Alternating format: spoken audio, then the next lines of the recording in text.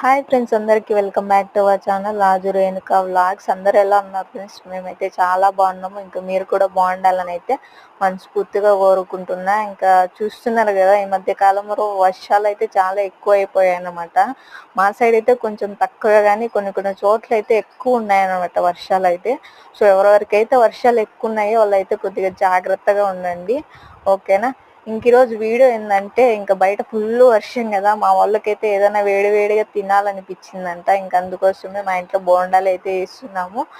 ఇంకా నేను డ్యూటీ నుంచి రాగానే మా అత్తమ్మ పిండి అయితే కలిపి పెట్టింది. ఇంకా నేను రాగానే బోండాలు చేయడం అయితే స్టార్ట్ చేశాను అనమాట. సో చాలా బాగా వచ్చాయి. ఇంకా టేస్ట్ కూడా బాగా నచ్చిందంట మా వాళ్ళకైతే.